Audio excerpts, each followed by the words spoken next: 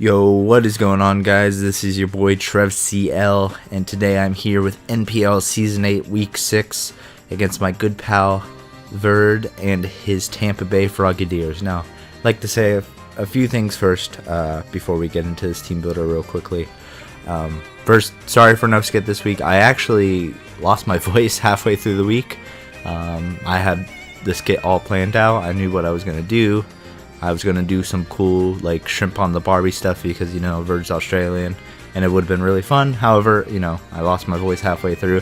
I don't know if you can tell, but it's still it's still kind of not all the way back. But, yeah, so that sucks. However, I will, hopefully, as long as I don't lose my voice again next week, be able to have the TrevCL skit up next week. So, again, I apologize. I would have had it up this time. I was all prepared to do it, but then, you know, lost my voice. But you can't really do anything about that. And then next, sorry for the late video as well, because again, the voice thing didn't allow. I was not allowed to record until, like, you know, the Saturday in which this was supposed to be posted, and today obviously is Sunday. So I was, it just, losing my voice just interfered with so many things. So it's unfortunate that this will be late and with no skit, but, you know, again, what can you do? I can't really control me losing my voice or not. So, but, you know, I'm back, and hopefully, hopefully I will not lose my voice next week or the rest of the season, because that would not be good. But we're going to go hop right into this team, but I'm going to try to make this video pretty quick just because I want to get it up as fast as possible since it's already late. And yeah, hopefully it'll actually be, you know, quick this time. But my team is a little different from last week. If you watched the end of my video, I did reveal that I did make some changes. So I did toss Slurpuff and Murkrow from the team in exchange, or Slurpuff, Murkrow, and Piloswine in exchange for Rhyperior and Bombi. You know, it gives me more speed. Still, I get to keep a Sticky Webber. I get a Bug type. I get a better Fly and Resist. I am a little weaker to Ice, but I think it was a pretty good trade overall, especially since I'm playing a Talonflame this week, so I really needed a better Fly and Resist than Mega Mawile. So, Verd's team is actually Mega Diancie, Hydreigon, Gengar, Necrozma, Gliscor, Ferrothorn, Heliolisk, Araquanid, Talonflame, and Hariyama. So definitely a pretty terrifying team indeed. One I think I have pretty decent matchup against though. So first I have a 4 attacks Mega Mawile, enough speed to kind of speed creep, like 40 speed Hariyama, as well as, you know, helping me speed creep the Araquanid. 60 attack is really all I need to 2 KO or OHKO all of his team, which is great. And this Spadef allows me to easily tank an Earth Power from Diancie. Even like modest max special attack, I can live after rocks. If he does get up some spikes, that could be a problem, but I still should be able to take, like, even a timid Earth Power after a couple layers of spikes. But, you know, Ice Punch hits, you know, the Gliscor, Thunder Punch hits the Talonflame, and the it hits the Talonflame and the Araquanid. Although I could have run Rock Slide, but Thunder Punch is a little bit more accurate, so we'll see how that plays out. Fire Fang for the Ferrothorn, and then Play Rough all around because it hits everything that the elemental Fangs / punches do not. So that's the Mawile. Next we have Ribombee, 4 attacks again, with modest max special attack, max speed. I know I'm not actually outspeeding a max speed Timid Diancie, however I don't think he'll bring max speed Timid Diancie because the thing he'd have to speed creep is Mets on my team. However, I'm still not running, I'm not creeping that possible Diancie spread, just because in case he wants to run a little bit faster, expecting me to speed creep that Diancie. That way I'm pretty safe. I don't think he's going to run a 347 or above Diancie, so I think I'm pretty safe with this Ribombee. This Ribombee kind of tears him through, as it's able to outspeed basically everything on his team but max speed Gengar and Diancie, Mega Diancie, and Talonflame, but that's not really an issue. Also, max speed Timid Heliolus technically, but again, one of those things I don't think he'll run. And honestly, these 4 moves hit his entire team super hard. The only thing he could possibly have to take this on is like a Spadef, Gliscor, but other than that, this thing, or a Talonflame as well, but other than that, this thing 2-hit KOs or OKOs his entire team, which is really great. Next we have our Rocker Rhyperior. This is the main Talonflame check. This also helps me take hits from Mega Diancie, as with my speed, I'm kind of speed creeping a slower Hariyama, also speed creeping the Araquanid again. Max Spadef and 104 HP allows me to eat up some Mega Diancie hits better, which is great. It also allows me to I can still take hits from like Gliscor. I don't get 2-hit KO'd by that. I can take like 2 Life Orb Dark Pulses from Hydreigon, which is pretty good. Can take a couple hits from Gengar, which is always nice unless he's running E-Ball. But yeah, and these 3 offensive moves are the best coverage I can get against his team. Running Rock Blast, just in case of like a Charty Araquanid, as well as the fact that it can potentially do more damage than Stone Edge if I get lucky, which, when it comes to multi-hit moves, I'm pretty good with those. So that is the Rhyperior. Next we have Starmie. Starmie's in a similar boat as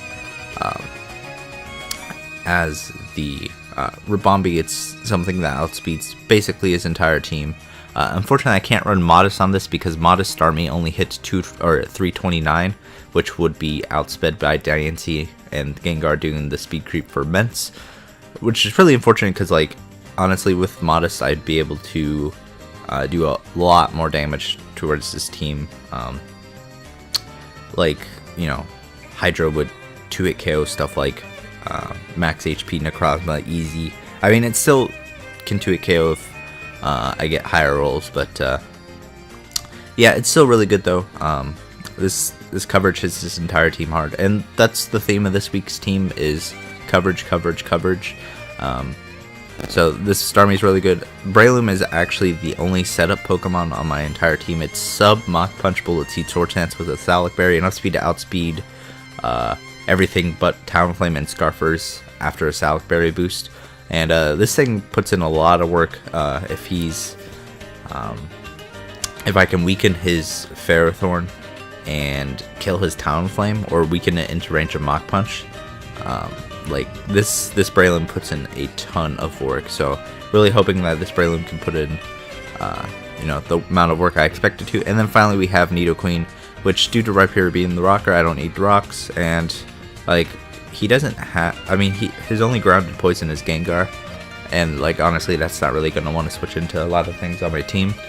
But honestly, at the end of the day, I want the coverage because Thunderbolt, Earth Power, Fire Blast, Ice Beam, I believe literally hit his entire team super effectively, except for Necrozma and the Hariyama. And like Necrozma still doesn't want to really take Earth Powers unless it's like more Spadef. And Hariyama, if it's AV, then it doesn't have recovery, and if it's not AV, then it's not going to eat up hits very well at all.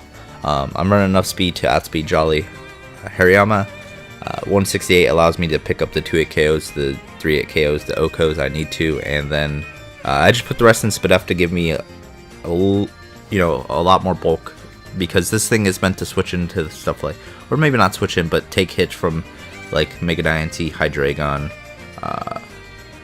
Gengar, so it just helps me take hits from his big special attackers, which I am pretty afraid of. But yeah, that's the team. Sorry for not the most in-depth analysis, but again, trying to make it a little shorter than usual. So I will see you guys with the battle. And here we are, guys, with the battle. So as you can see, he brought the Ferrothorn, the Necrozma, the Hydreigon, the Hariyama, the Talonflame, and the Mega Diancie. So one thing that I kind of noticed right before the battle, and I definitely noticed in this battle, is that yeah, Calm Mind Necrozma kind of does me in very, very hard, because I do not have any form of status on my team. No burn, unless I get a burn with Fire Fang. or like basically the only thing that can status my Verd's team is like the very small chances of some of the secondary effects of my moves, like Ice Beam on Starmie, and like the elemental punches / feigns on Mawile. But other than that, I have no Toxic, no Will-O-Wisp, no T-Wave, so like Calm Mind Necrozma can put in quite a bit of work against me. And again, I did notice this like right before the battle, but at that time I just wanted to go with what I thought was the best team possible, and it just did not involve having status. And like I think I have a really good matchup against the rest of his team. I'm very confident, but the Necrozma is definitely the big issue here. So I'm just going to lead off with my Mawile because it leads well against basically all of his team except for the Talonflame and possibly the Hydreigon, depending on what set he is. But like I said, going to lead off with the Mawile. He's going to lead with Ferrothorn. So right here, my play is 100% to Fire Fang. And I do expect him to be Akka just because of all the things that can carry fire coverage that I need to hit with. And he is Akka, so he's going to take this opportunity to get up his rocks here. I'm actually going to make a really nice play here, and I'm going to go straight for the Thunder Punch, expecting the Talonflame. So you may wonder why I made that play, and as you can see, I get burned, which I'll also talk about here shortly.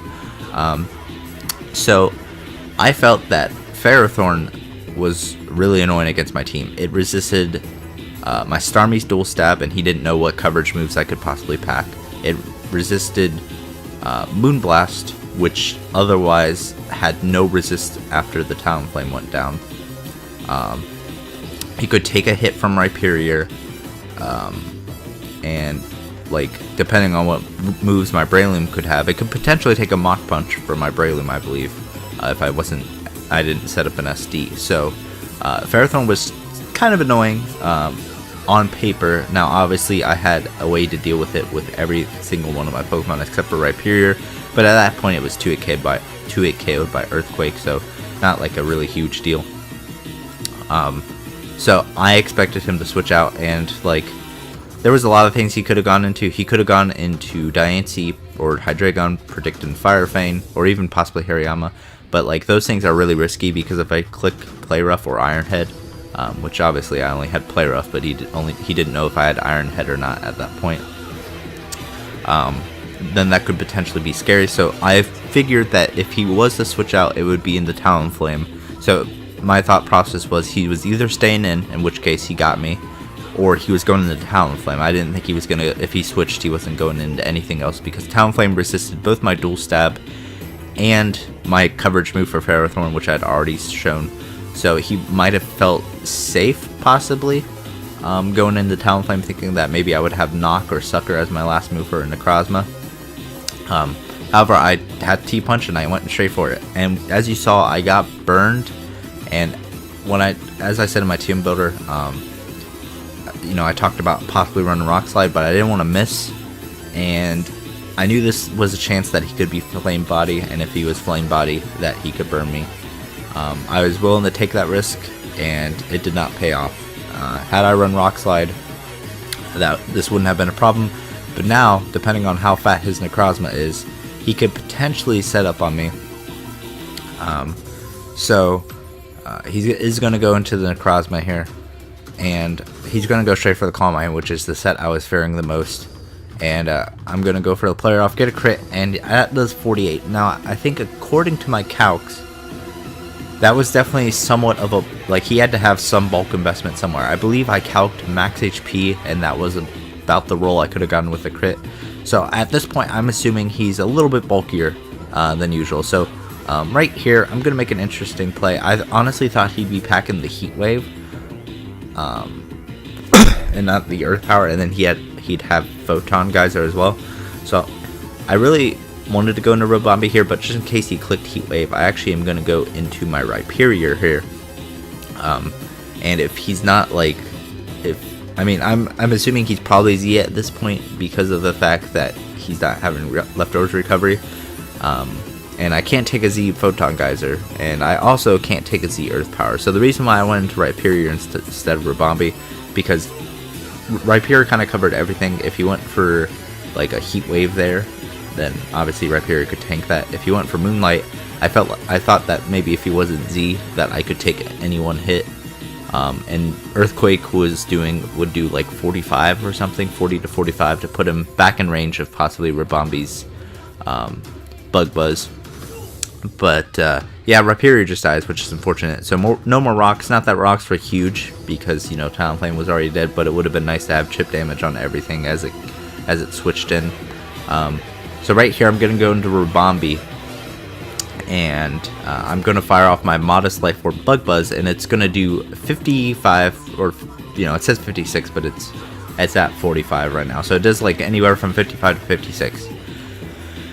This was literally the worst roll I could have gotten ever. Like, I don't even know I don't think, like, and when I mean worst, I don't even necessarily mean it was like a minimum roll, because it was definitely a really low roll that I ended up getting, like near to minimum. But when I mean worst, I mean the fact that it was low enough to the point where I wasn't sure if he was no HP or max HP. That's how bad the roll was, like in the middle, like, because if he was max HP, that was a high roll. If he was no HP, that was a like near min roll. So honestly, I played off him possibly being more bulky because of like the player off damage from Mawile earlier, and that damage I thought maybe he was bulky, and also the Z Earth Power wouldn't have mattered because +1 even from no investment would kill Rhyperior. So that's why I ended up just going into my Breloom here and hoping that I would outspeed, because if I did, I could, with 3 hits, I could potentially knock it out. However, he's revealing to be speedy, and he has the Psyshock, which he'd already revealed against my my Rabambi. So right here, I think I lose because he was just running speed investment. However, I get a crit, and funny enough, that crit actually didn't necessarily matter because after the game, I got his Necrozma spread, and he wasn't running any HP. He was running 196 defense or something like that. He was running a lot of defense, not super close to max, but like it was closer to the max than to no defense. And so my Hydro Pump actually did 42 to 50, I believe was the roll. And really unfortunate that I didn't go into Starmie first. I thought about going into Starmie first, but like again, if he was max HP, Hydro had no chance of killing. So I thought my only play was the Breloom. So that, honestly, the burn on Mawile sucked, but I think the roll with Rabambi sucked the most, because like had I first of all gotten a little bit higher of a roll, not only would I've known like he wasn't as bulky as I thought he was, I would have also probably had a guaranteed chance to kill with Hydro as well. So a bit unfortunate, and I did luck Maddie earlier in the season, so I can't complain too much. But it just honestly it's funny that the roll just like it wasn't necessarily the fact that I got the min roll with Rabambi in terms of I needed the damage for Hydro. It was the fact that I wasn't sure if he was max HP or not, and that's what kind of screwed me at the roll. And honestly, I should have sacked him all out here, because as you can see, that flamethrower damage I take from predicting him to switch out, thinking that he would be a choice locked variant, ends up costing me a little bit, because I'm going to go back into Mawile here. He's going to make Evolve into Diancie, and he's just going to fire off the Earth Power and kill me. And now I'm going to go into my Starmie. I can still potentially win depending on what kind of Hydreigon he is, because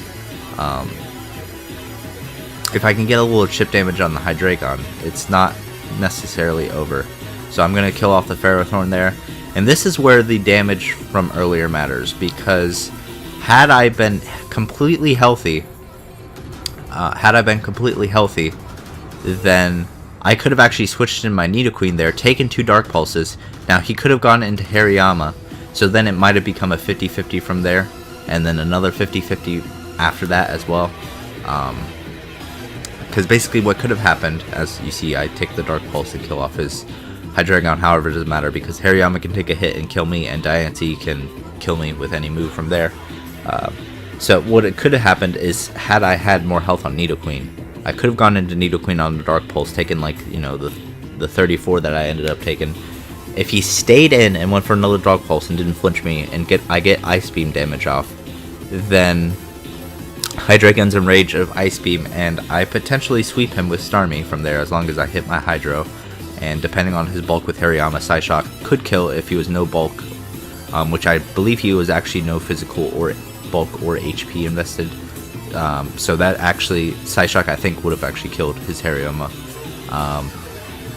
So yeah, I mean, it just, this game kind of was like very unfortunate because I don't think I necessarily made the wrong plays even in the end game. Like, I probably should have just sacked off my Mawa at that point, but I thought he'd make a double because I expected him to be choiced in this matchup, but he wasn't choiced. He was actually Choppel, which is also really good. But honestly, the burn sucked, but the burn actually wasn't even the biggest.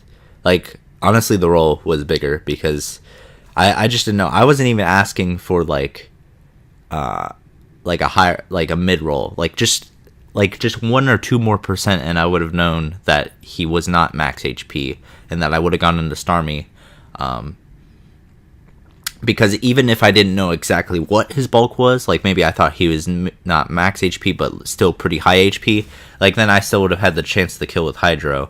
And like in actuality, because of his bulk, I would have guaranteed kill with Hydro. But it's the game we play, and it's unfortunate. And like Bird played a really good game.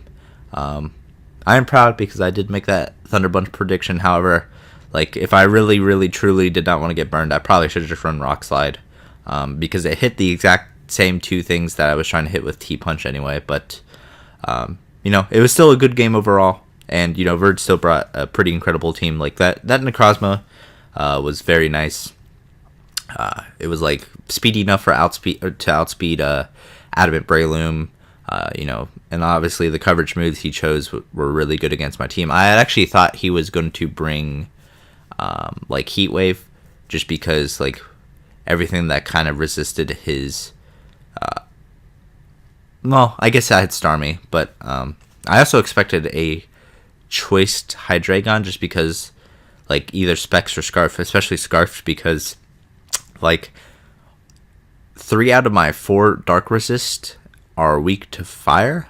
So I thought like and obviously he ended up, the 2 offensive moves he ended up bringing were Dark Pulse and Flamethrower, but I thought he'd use it in a more offensive role, whereas it was actually like, I think, Defog Roost, Flamethrower, and Dark Pulse. So, it worked out, because had he been Scarfed, I think I might have had, well, if he was Specs, I would have had a really good chance of winning, and had he been, what was the word? Had he been Scarfed, he would have been able to outspeed my Starmie. So a Scarf might have still won at the end. However, it would have changed the play around the Mawile. And, but, GG to Verd, he played an awesome game. Sorry, this commentary wasn't exactly great, but honestly, this game was really weird because of, the burn and, all the crits and the rolls. Like, I wasn't able to make out what his sets were. But, what can you do? I got lucky earlier in the season. I also, won a speed tie against Riz. Granted, we both won a speed tie, but I won the one that matters. So, it's a little bit of retribution for earlier in the season. So, can't really complain too much. Got to move on forward. Only got the 2-0 loss as well, which is really nice. So, I'm still 3-3 plus 5, and I'm still actually in a playoff position right now. And I think because I have a really good differential for my record, like I have 6 more differential than anybody else in my conference, that I'm ahead of.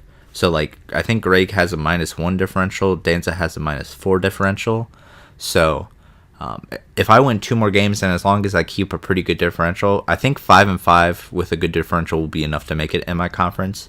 Not guaranteed or anything, 6 wins is pretty much, I feel like, is guaranteed, especially if I can keep like, around a +8, +9 differential, something around there, which, if I win 3 out of my last 4 games, I should have probably a double-digit differential, unless I only win by a little bit and get smashed in the only loss I have. But I still control my own fate. I don't have to rely on anybody else to make playoffs right now.